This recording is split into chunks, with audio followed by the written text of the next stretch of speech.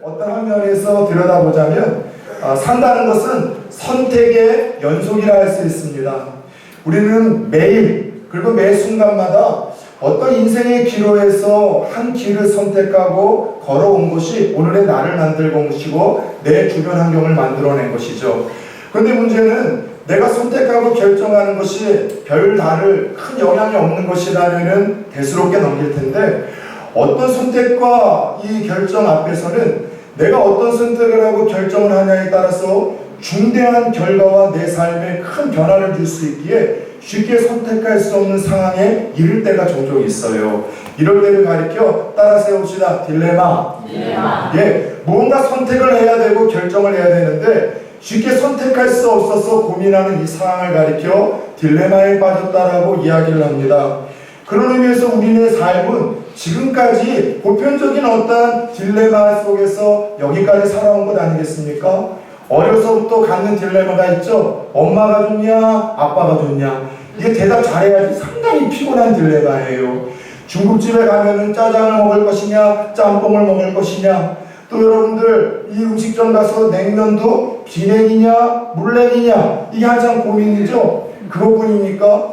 저희 식구들 5명이고 애가 3인데 꼭 뭐 야식 하나 시켜 먹으려고 해도요, 의견이 분분해요. 치킨파가 있고 피자파가 있는 거예요. 그래서 이 다툼과 분열 때문에 요즘에는 치킨나라 치킨공주라고 해서 피자나라 치킨공주 2개를 다 세트로 주는 데를 알아서 그렇게 시켜 먹고는 해요. 무슨 말인가 하면은요, 별다를 바 없는 아주 소소한 것에서부터 중대한 영향을 줄 수 있는 것까지 우리의 생애는요, 끊임없이 선택하고 결정하는 그 기로 앞에 서게 되더라는 것이죠. 그런 의미에서 안타까운 것은 오늘 본문에는요, 아주 중대한 선택의 딜레마에서 아주 그 인생에 치대한 영향과 아주 결정적인 여러분 결과를 초래할 수 있는 어떤 선택의 딜레마에서 불행한 선택을 했던 안타까운 사람들의 이야기가 등장을 합니다. 오늘 이 말씀의 제목은 뭐죠? 따라서 해봅시다. 빌라도의 딜레마. 그래서 제목이 조금 고상하긴 한데 원래 본문을 제가 묵상하며 준비했었던 제 제목은 원래 놈이었었어요. 예전에 영화 가운데 송강호하고 이병헌하고 정우성을 이렇게 등장시켰었던 놈이라는 영화가 있었어요. 근데 오늘 이 말씀을 보니까 여기에서도요, 세 인물이 등장을 하는데 그 인물들을 가리켜서 좋은 평가를 줄 수가 없어요. 아주 나쁜 놈이 등장을 하고요. 또 하나는요, 분위기에 휩쓸려고 하는 미련하고 무지한 놈들이 등장을 하고요. 또 하나는 자기의 성공과 야망을 위해서 진리를 포기한 아주 비겁하고 얍삽한 치사한 놈이 등장을 하더라는 것이죠. 그런데 여러분, 설교 제목을 놈이라고 했다가 무언가 조금 제목의 은혜를 못 받으실 분들이 있을 것 같아서 고상하게 빌라도의 딜레마라는 제목을 한번 잡아보았습니다. 자, 지난주 대제사장들이 보낸 무리들을 통해서 예수님이 대제사장의 집으로 끌려가 밤새 신문과 고문을 당하셨죠. 그리고 밤새 신문을 한 그 대제사장들은요, 이 예수님을 이제 로마의 총독에게 끌고 가 로마의 총독으로부터 신문과 재판을 받게 하였습니다. 왜냐하면요, 유대 종교 지도자들은 예수님을 죽이고 싶었어요. 자꾸 30대의 청년 예수가 이 교회가 문제이고 성전이 문제이고 종교 지도자들이 문제라는 이야기를 하니까 자기들의 밥그릇을 흔드는 거예요. 명예를 실추하고 자존심을 무너뜨리고 자칫 잘못하면은 먹고 살지 못하겠다는 두려움 속에 예수님 제거해야 되겠다는 생각 속에 이 대제사장들이 예수님 죽이고 싶었는데, 문제는 예수님을 죽일 권한이 유대의 종교 지도자들에게는 없었다는 것입니다. 왜냐하면 이 당시에 이스라엘은요, 누구의 지배하에 있었었죠? 어느 나라? 로마의 지배하에 있었었기 때문에 한 죄수를 사형하는 이 권한은요, 로마의 총독에게만 주어진 권한이었기 때문이에요. 그래서 종교 지도자들은 예수님에게 하지도 않은 이야기, 있지도 않은 죄목을 온판 뒤집어 씌워서 그가 스스로 유대인의 왕이나 친해서 반역을 꾀했다. 더 나아가 그가 백성들을 미혹하고 밀란을 일으킬 분위기를 조장한다. 그리고 로마의 황제 가이사에게 세금 내는 것을 그만다라고 죄목을 뒤집어 씌워 로마의 총독에게 빌라도를 넘겼던 것입니다. 있지도 않은 죄목을 온팡 뒤집어 씌워서 예수님 죽이려고 로마의 총독 앞에 누가 데리고 갔어요? 종교 지도자들이 데리고 갔다는 거죠. 아이러니하지 않습니까? 하나님이 종교 지도자들을 세우신 목적은 분명합니다. 진리의 말씀을 전하고 복음을 전하고 그리고 사람 살리는 생명의 역사에 그들이 기하라고 이 일을 했는데, 이상하게도 진리를 수호해야 될 그들이 거짓을 이야기를 하고 생명을 살려야 될 그들이 메시아인 예수님을 죽이려고 모함하며 이렇게 여러분 괴계를 꾸미는 것을 보면서 여러분 우리가 떠오르는 말 있지 않습니까? 따라서 해봅시다. 나쁜 놈들. 나쁜 놈들이죠. 여러분 진리를 전해야 되고 여러분 진리를 사수해야 되고 생명 살리는 일을 해야 되는데, 오히려 그 사명을 입고 역행하는 이 있지도 않은 제목을 뒤집어 씌워 예수를 죽이려고 하는 이들은요, 분명 하나님 보실 때 아주 고약하다 못해 나쁜 놈들이라고 할 수 있습니다. 여러분 그런 종교자들의 의도를 이 여러분 간사한 빌라도는요 다 간파했습니다. 그래서 빌라도 총독은 끌려온 예수에게 이런 질문을 던집니다. 네가 말 그대로 유대인의 왕이냐? 아마 이 말 속에는 빌라도도 예수의 소문을 듣고 있던 차라 어느 정도는 거룩한 호기심이 있어서 물어본 질문 같아요. 그런데 만약 이 질문에 예수님이 그렇다라고 대답을 하면 큰일 날 수 있는 상황입니다. 왜냐하면 네가 유대인의 왕이냐라는 질문에 예수님이 그렇다라고 한다면 이 빌라도는 예수님에게 반역죄 그리고 여러분 국가 내란죄로 인해서 여러분 사형을 엄도할 수 있는 직접적인 명분이 만들어지기 때문입니다. 예수님이 이 사실을 모르셨을까요? 이 질문에 자칫 잘못 대답했다가는 여러분 죽을 수 있다는 것을 예수님은 아셨지만, 그럼에도 주님은 이 질문에 조금 더 망설이지 않고 그렇다, 이 말이 맞다, 예수님이 메시아이고 왕이라는 것을 여러분 인정을 하십니다. 그리고 이상한 거는 이후에 예수님을 향하여 거짓된 증언들에 대해서는요 한마디의 말씀으로도 일관으로도 여러분들 답을 하지 않는 거예요. 무언가 누군가에게 억울한 누명을 뒤집어 씌우고 억울하게 여러분들 거짓 증거를 갖게 되면은 자기 자신을 변호하고 변정하는 것이 상식적인 행위 아니겠습니까? 근데 예수님이 이상하게도 자신을 향한 거짓 증거와 자신을 향한 여러분 이 엉뚱한 죄목에 대해서는 함구하시고 대답을 안 하시는 거예요. 왜 그랬을까요? 약자의 절망적인 체험이었을까요? 아니에요. 이사야 53장 7절의 말씀을 여러분 이루시기 위함입니다.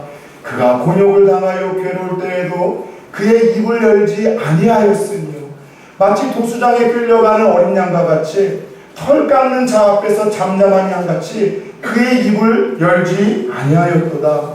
예수님께서 그 마지막으로 걸어가셔야 될 십자가의 죽음, 그 여러분 사명을 완수하기 위해서는 여러분 예수님께서 억지로 떠밀리셨던 것이 아니라 그 사명을 주도적으로 성취하고 계시다는 것을, 이 예언의 말씀을 성취하시는 바로 그 메시아 주인공이라는 사실을 그 여러분 불합리한 거짓 증거 속에서도 여러분들 침묵을 일관하심으로 예수님이 지켜나가셨던 것이죠.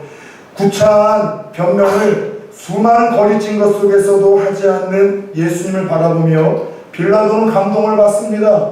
그리고 그의 무죄를 확신하고 직감을 하게 됩니다. 그래서 빌라도는요 성경을 가만히 보면은요 예수님에 대해서 호의를 가졌어요. 어찌하든 예수님을 처음에는요 살려주려고 했습니다. 풀어주려고 했습니다. 그래서 당시 유대인들에게는 명절에는 여러분들 한 명의 특사를 여러분들 이렇게 허용을 하는 그런 전통이 있었었는데, 빌라도가 꾀를 냅니다. 그 당시 가장 많은 밀란을 일으키고 가장 많은 구설수에 올랐었던 아주 악독한 죄인 하나가 있었어요. 그 죄인이 누군가 하면 바라바라는 죄인입니다. 살인과 방화와 밀란을 일으키고 강도짓을 해서 지금 사형 언도를 받기 위해서 잡혀온 감옥에 지금 있는 죄수 하나가 있는데, 빌라도가 그 죄수의 이름을 거론하며 명절이니까 6월절이니까 예수와 이 악한 죄수 중에 누구를 풀어주랴. 그래서 여러분들 예수를 풀어줄 계기를 삼으려고 합니다. 그러나 우리들은 살인과 방화를 일삼던 강도 바라바를 풀어주고 예수를 십자가에 못 박으라고 소리를 지르며 그 빌라도의 의도와는 달리 분위기를 이상하게 이끌어가기 시작합니다. 흥분한 우리들은 나중에 이 처형이 잘못됐다 할지라도, 나중에 처형에 문제가 있다 할지라도 그 책임은 우리와 우리 자손이 다 그 피를 뒤집었을 테니 예수를 죽여야만 한다라고 밀란을 일으킬 분위기까지 만듭니다. 훗날 역사 속에서 그들의 이 서원으로 인해서 그 후손들이 얼마나 끔찍한 아픔과 고통을 당할 것을 알았다면 감히 이런 서원을 할 수 있었을까요?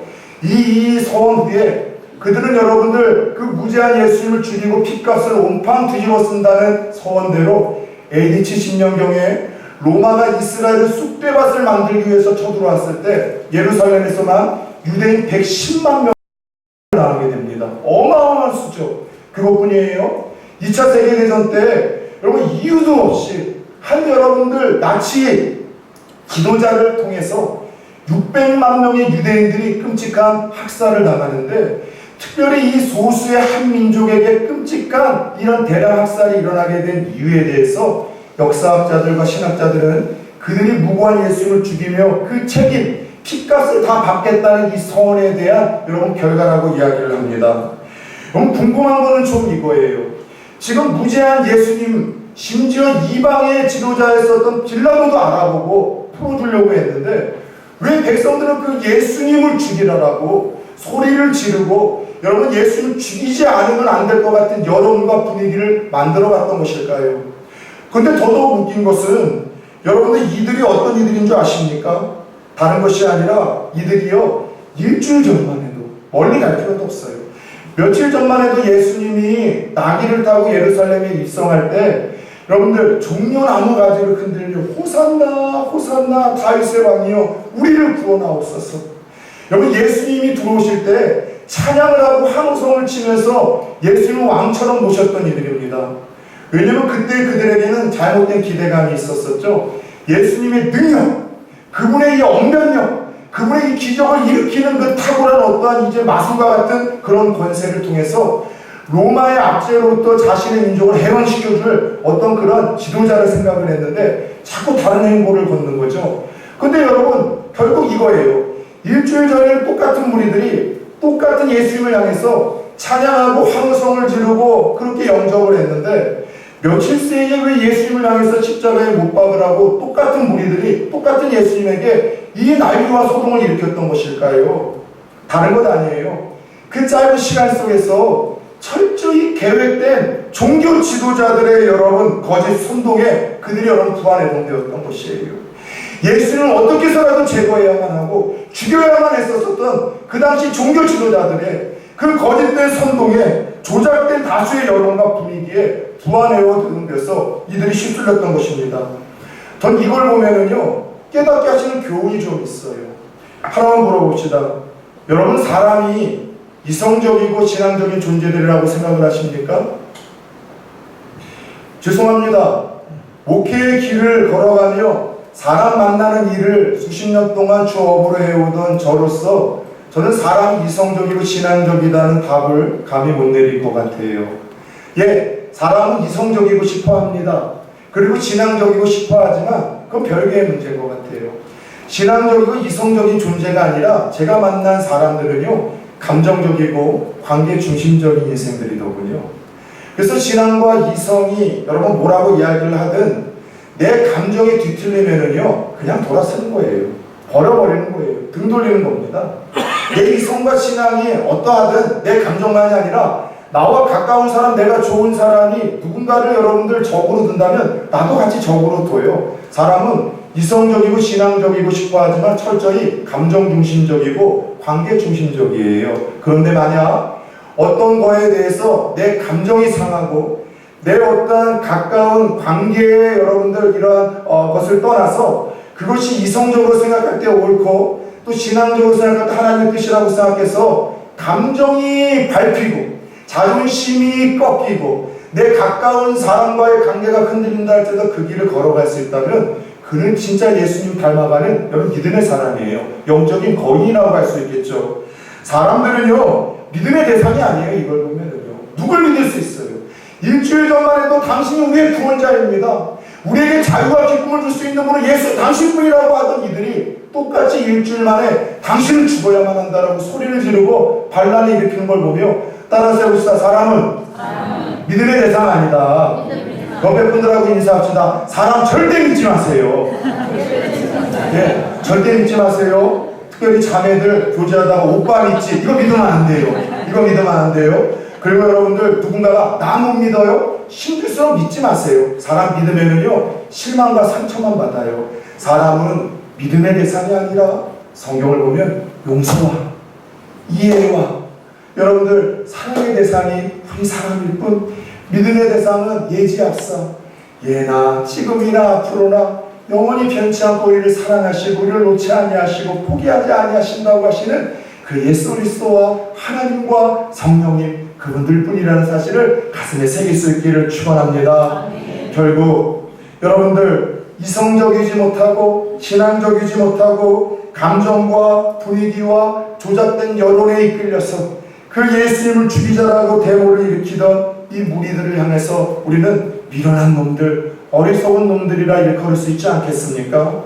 결국 빌라도는 이 종교 지도자들과 무리들의 폭동이 두려워서 여러분들 이 바라바를 풀어주고 예수님에게 사형 선고를 내리게 됩니다. 그리고 그는 나에게는 책임이 없다, 너희들이 보라라고 이야기를 하며 대야에 물을 떠다가 손을 닦으며 이 모든 책임은 너희에게 돌아간다라고 이야기를 했지만 오늘 안타깝게도 그런 빌라도는요 사도신경을 고백하는 모든 지상의 공교회에서 예수를 죽인 그 장본인으로 불행한 사람으로 거론되어지고 있지 않냐는 것이죠. 왜요? 사람들의 시선과 평가, 정치적인 야망, 성공, 자기 자리를 의식하며 정의와 진실이 무엇인지도 알고 그것을 따라야 함에도 불구하고 그 책임을 져버린 비운의 주인공이었기 때문입니다. 참고로 이 빌라도라는 사람에 대해서 조금 관심을 갖고 살펴본 적이 있었습니다. 제가 이스라엘에 갔을 때 실제로 여러분 가이사라 빌립보라는 데에 가면은 거기 아니죠, 또 다른 빌립보가 있는데 해안가에 있는 아주 경치 좋은 곳이에요. 거기 이 로마의 이 관저가 있었어요. 그래서 해안가에 그 로마의 관저가 있다가 안식일 날과 유대의 종교 지도자들, 유대의 명절 때에는 예루살렘에 어마어마한 인파들이 모여들기 때문에 어떠한 이러한 그 치안을 위해서 안식일과 그리고 명절 때에는 그 로마의 그 관저에 있던 군사들과 총독이 예루살렘에 와서 거하게 됩니다. 그래서 그때에도 그 보게 된 빌라도의 그 편말을 보고서 좀 제가 봤더니 역사가 유세비우스가 이 총독 빌라도에 대해서 조금 교회사에서 거론을 하고 있더군요. 자, 자기 정치적인 자리, 야망, 기득권들의 이 등을 긁어주면서 끊임없이 자기가 성공하려고 그 진리를 부인하고 예수를 죽였었던 이 빌라도는요 그의 계획대로 성공을 합니다. 이 이스라엘에 파송되어질 로마의 총독들은 임기 기간이 평균 4년에서 5년이었었어요. 근데 유독 10년 동안 이스라엘에서 총독의 시간을 보낸 이가 있는데 바로 그가 이 빌라도였었습니다. 상당히 정치적인 이 어떤 종교 지도자들과 교제를 하고 그들의 마음을 들어주면서 결탁을 했던 거죠. 10년 동안 정치적인 여러분들 권세를 누립니다. 그런데 문제는 10년 후에 로마에서 송환 명령이 떨어지는데 숙청을 하려고 그 송환 명령 속에서 고민을 하다가 빌라도가 이스라엘에서 자살로 생을 마감을 해버립니다. 그래서 역사가 유세비우스는 그의 자살에 대해서 교회사에서 이렇게 기록을 합니다. 그는 자살로서 자기 자신을 심판하였다. 이는 하나님이 그를 무섭게 뒤쫓았기 때문이다. 그는 자살로서 자기 자신을 심판하였다. 이는 하나님이 그를 무섭게 뒤쫓았기 때문이다. 빌라도는 진리보다도 참보다도 하나님의 뜻보다도 자기의 유익, 자기의 성공, 대세를 따른 그 빌라도는 여러분 순간을 살고 영원히 죽은 사람이라 할 수 있습니다. 순간을 붙들고 영혼을 놓친 사람이라고 할 수 있겠죠. 한마디로 진리보다도 다수의 시선, 인기, 성공, 자기 유익을 따라 여러분 책임을 회피한 그는요 진정 비겁한 지도자, 비겁한 놈이라고 할 수 있지 않겠습니까? 사랑하는 여러분, 혹시 오늘 빌라도가 보였었던 이 비겁하고 치사한 모습이 오늘 이 시대 성도들에게는 혹시 없을까요? 무엇이 하나님의 뜻인 줄 압니다. 어떤 것이 순간의 일틀에도 영혼을 붙드는 건지 압니다. 어떤 것이 하나님 기뻐하시는 선택인지 압니다. 그러나 여러분 진리나 어떤 여러분의 하나님의 뜻이나 어떤 하나님의 바른 길을 알긴 하지만 여러분들 다수의 여론 때문에 내가 그들에게 왕따 당할까봐, 혹은 내가 여러분들 다수의 어떤 시선 때문에 미움을 당할까봐, 그 길을 선택했다가 손해가 있을까봐, 피해가 있을까봐, 무엇이 바른 길이요 옳은 길인지를 알면서도 그렇게 살지 못하는 무책임한 빌라도의 비겁함이 우리에게는 없습니까? 잘 들으셔야 돼요. 여러분, 교회는 민주주의 아닙니다. 여러분들 선택의 딜레마에 빠졌을 때 교회에서 다수의 여론과 민심을 하나님의 뜻과 여러분 동일시하는 우리에 빠졌다면 큰일 납니다. 저는 성도님들의 의견을 저는 잘 듣는 목사입니다. 그리고 다수의 의견들을 수렴하려고 하지만 그럼에도 불구하고 목회자들이 다수의 의견이 하나님의 뜻이라고 들었다간 큰일 납니다. 여러분, 하나님의 백성들은 다수의 의견과 여론에서 하나님의 뜻을 찾으려고 하는 것이 아니라, 따라서 해봅시다. 말씀에서. 믿으십니까? 우리는요, 세상의 여론과 가치와 분위기와 여러분 문화가 아니라 하나님의 말씀에서 무엇이 옳고 그른지에 대해서 끊임없이 분별하고 찾아내고 따르고 선택하고 결정해야 되는 사람들이에요. 다수의 분위기가 그게 옳다 할지라도 하나님이 아니라고 하면은요, 아니라고 이야기를 했죠. 다수가 여러분들 동성애가 다 옳다고 이야기하고 그렇게 힘이 있어도 하나님이 아니라고 하면 아니라고 이야기를 해야죠, 여러분. 뭔가 다수가 다 맞다고 이야기를 하더라도 진리의 말씀이 하나님이 아니라고 하면 아니라고 이야기할 사람들이 여러분 성도들입니다. 분위기와 다수의 주장에 선동돼서 안 됩니다. 오직 성령의 감동과 하나님의 말씀으로 선택하고 결정해야 됩니다. 어떤 혼미한 세상에서 무엇이 팩트이고 무엇이 거짓인지 모를 때, 무엇이 진리이고 비진리인지 모를 때, 무엇이 참되고 바른 것인지 또 무엇이 그르고 잘못된 것인지 혼미스러울 때 하나님의 뜻이 무엇일까? 예수 그리스도라면 이런 상황에서 어떤 선택과 어떤 결정과 어떤 편에 섰을까를 끊임없이 우리는 물어야 됩니다. 그런 의미에서 요즘 저는요, 우리나라 민족 가운데 일어나고 있는 이상한 밀란이 일어날 것 같은 정치적인 문제들을 여러분들과 함께 고민해 보려고 합니다. 아시는 바와 같이 저는 강단에서 정치 이야기를 안 하는 목사입니다. 목사님이나 전도사님한테도 설교할 때 그 부분을 건드리지 말라고 늘 저는 조심스럽게 권면을 하죠. 여러분, 그럼에도 불구하고 자꾸의 지금 한국에서 벌어지고 있는 상황들을 보면은요, 집단적 히스테리로 인해서 정상은 아닌 것 같아요. 여러분들, 갈등과 분열과 대립은요, 절대로 이건 하나님의 역사 아니에요. 성령의 역사 아닙니다. 뭔가 갈등과 대립과 분열의 골이 깊어지는 것은 십중팔구 그 권세와 정권과 역사 너머에서 여러분 부추기는 악한 영들의 이것은 음모와 계획이라고 저는 100% 확신을 합니다. 마귀의 어원이 뭐라고요? 여러분, 헬라어로 디아블로라는 것이 마귀의 여러분 단어예요. 두 단어의 합성어인데, 디아라는 것은 영어 비투어의 어휘인데 사이에라는 뜻이 있고, 이 블루라는 것은 영어 트루라고 해서 던지다는 거예요. 그래서 마귀는 어떤 사람인가 하면 하나 된 그 사이에 비집고 들어가서 나누고 갈등하고 분열을 일으키는 존재들이 마귀이기에 마귀를 그렇게 단어로 붙여주신 거예요. 여러분, 지금 한국교회뿐만이 아니라 여러분, 한국의 모든 여러 국민들이 이상한 지금 분위기에 휩쓸려 있어요. 무엇이 참이고 진실이냐, 이건 관심 없어요. 무엇이 옳고 그르냐, 이거는 관심 없어요. 지금 철저하게 진영 논리를 따라서 여러분들 사람들이 다른 생각을 가져요. 무엇이 참이고 진실이든 내가 가지고 있는 종교적인 어떤 정치적인 신념, 내가 가지고 있는 어떤 진영 논리를 따라서 내 편 안 들어주고 내 이야기 안 들어주면 다 틀린 거예요. 다 거짓이고 다 가짜예요. 보수나 진보나 다 똑같아요. 여론이나 야론이나 다 똑같아요. 그래서 목사로서 요즘에는요, 저는 여러분 이러한 이야기들을 통해서 여론의 이야기도 좀 보고 있어요. 야당의 이야기도 또 보고 있어요. 그래서 여러분들 언론도 똑같은 사건에 대해서 기사들이 어떻게 이야기하는 걸 보면서 계속해서 묻는 거예요. 하나님, 이게 성경적입니까? 그런데 목회자는, 하나님의 백성들은 어떤 이 혼미한 시대 속에서 다 거짓이고 눈에 보이는 것을 다 믿을 수 없고 들리는 것을 다 믿을 수 없는 이 시대 속에서 우리는 어떤 편에 서야 되겠습니까? 여러분들, 참이냐 진실이냐 옳고 그르냐를 따져서 진영 논리에 빠져서 너희들은 다 그 거짓이야, 다 가짜라고 떠드는 그 진영 논리에 빠져서 분열을 일으키는 사람들 중에 예수 믿는 사람들은 없을까요? 성도들은 없을까요? 참이냐 진실에 건 관심 없어요. 내 진영에서 내가 속한 정치적인 신념에서 무엇을 내가 보냐에 따라서 다르게 반응을 한다니까요. 이게 예수 믿는 사람들이 취해야 될 방식이라고 생각을 하진 않습니다. 그런 의미에서 요즘 판결 여부에 따라 자칫 밀란이 일어날 것 같은 정치적인 문제에 여러분들 앞장서 있는 저는 이 법조인들을 위해서 좀 기도 많이 해드려야 될 것 같아요.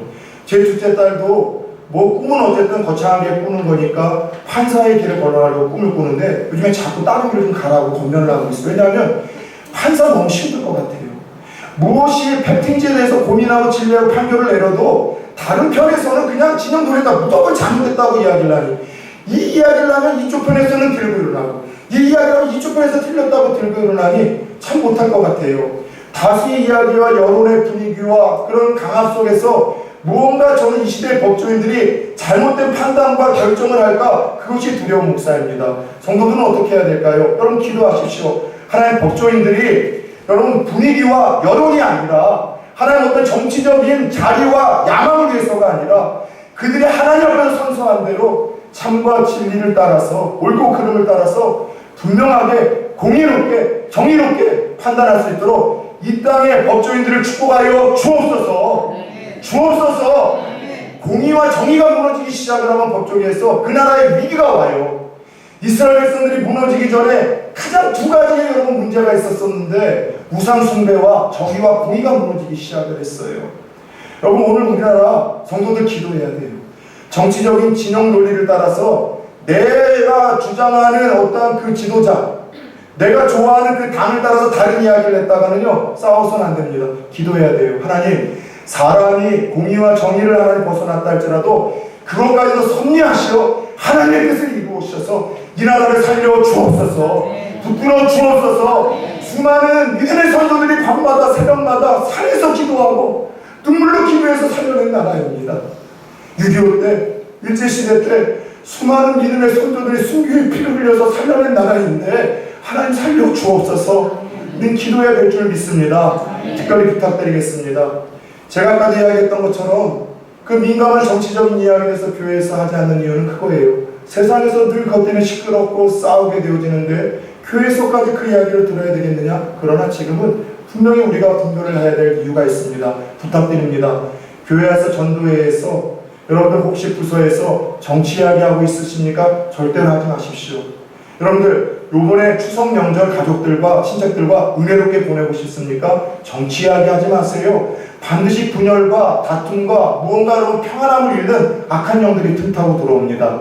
그래서 전도회에서 혹시 제가 부탁드립니다. 오늘 이 시간 이후로 교회에서 정치 이야기를 하시는 분들은 벌금 5만원씩 내고 30분씩 발언할 기회를 줍시다. 아멘? 그래서 어느 전도회든 정치 이야기를 교회에서 할 때는 5만원 내고 30분 발언권을 얻으세요. 그렇지 않으면 하지 마세요. 집에서도 가족들과도 하지 마십시오. 오히려 그런 거를 볼 때마다 기도하세요. 정의와 공의가 세워지게 하시고 그 가운데도 하나님의 섭리하심이 세워지게 하시고 하나님 무엇이 옳고 그른지 서로 다르게 평가하고 다르게 바라보는 혼미한 시대 속에서 내게 분별할 수 있는 지혜를 허락하여 주옵소서. 하나님 나쁜 놈 되지 않게 하시고 진리와 분위기에 휩쓸리는 떠나 휩쓸리는 여론몰이를 당하는 미련한 놈들 되지 않게 하시고 무엇이 진리인지를 알면서도 자기 기득권과 이익을 위해서 진리와 진리 대신 예수님을 여러분 버리는 그런 하나님 비겁한 빌라도와 같은 놈 되지 않게 하여 주옵소서. 결국 종교 지도자들과 백성의 요청대로 예수님은 심한 채찍질을 당하신 후 십자가의 길을 걸어가셨습니다. 십자가의 사건은 얼핏 보면은요 여러분 자신의 기득권을 지키려고 했던 나쁜 놈들, 군중 심리를 떠나 부와 내어되고 있었던 어리석은 놈들, 출세를 해서 진리의 눈 감은 비겁한 몽롱놈들의 합작품이라고 할 수 있겠지만 예수님께서는 이 모든 것을 끌어안고 주도적으로 그 길을 걸어가셨습니다.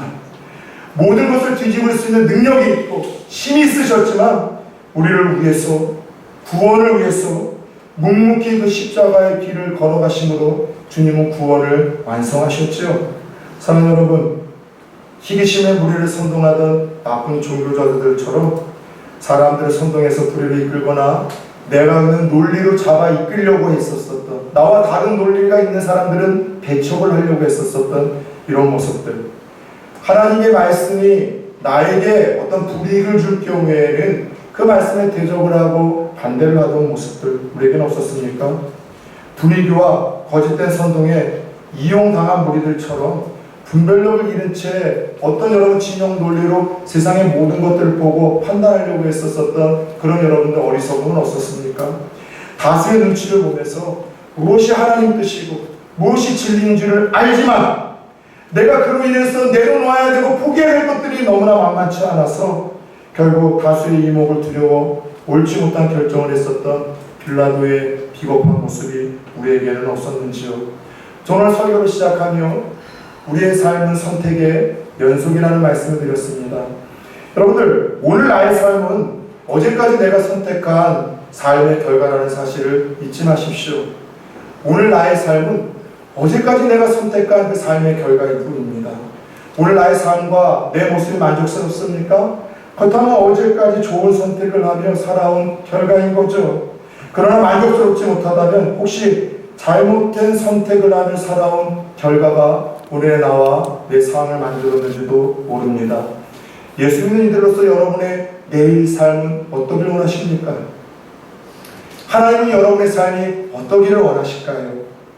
바라기는 성도로서 딜레마에 빠질 때 현혹당하거나 미혹당하지 아니하고 자기의 진영 논리나 자기의 유익, 세상의 순간이 아니라 영원한 분을 위하여 영혼을 살기 위해서 진리를 보고 선택할 수 있는 분별력과 지혜 그리고 용기를 주께서 저와 여러분들에게 주실 수 있기를 예수 그리스도의 이름으로 축원합니다. 아멘.